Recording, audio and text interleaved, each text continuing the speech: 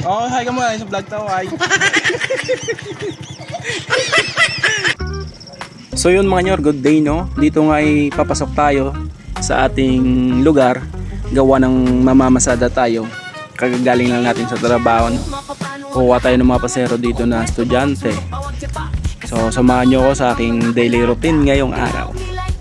Ganito nga yung may experience mo dito no. Kapag papasok ka at sasakay ka ng mga tricycle or e-bike, medyo ano nga siya, maalon, gawa ng maraming bato, hindi na simento yung daan dito papasok sa aming lugar. Dito nga tumigil tayo gawa ng may bata na sumakay. Meron tayong isang pasahero no. Dito na nga natin naantayin na yung mga estudyante sa basketball court.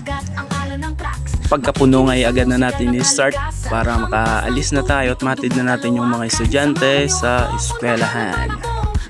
Ito lang yung daily routine natin mga nyor no. Pag-awa sa trabaho, mamamasada. Nang sa gayon ay maibili ng patuka. Musika sa tenga, tilaok na masaya. Pahinga muna bago ang trabaho ay simula.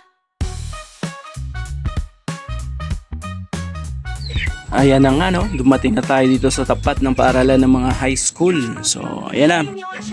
Pagkatapos natin mamasada, pag wala ng estudyante mamaya, diretso na tayo agad sa ating munting manukan. Musika sa umaga, samahan niyo ako. Agad nga tayo nagpatuka pagdating sa ating manukan no.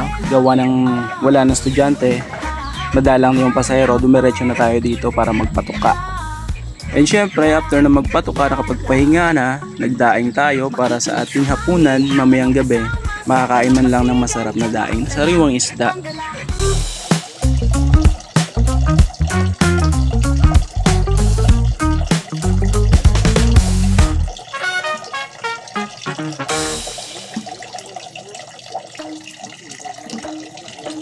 Pagpas na upasada, hinga muna relax. Sa tabi ng dagat, ang alon ng tracks. Makikinig sa musika ng kalikasan.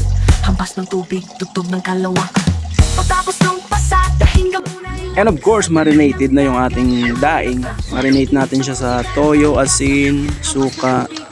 And of course, di mawawala yung kalamansi and bawang. No? Simple lang. And then, merong natira doon. Ginawa natin is nilagyan ng asin and then kinilaw tayo. Ilagyan lang natin doon ng sukang manghang or sinamak na tawag sa aming mga Ilonggo is sinamak, yung suka na babad sa or may sili, luya, bawang no. And after that, ready tayo kasi mamamasada naman tayo.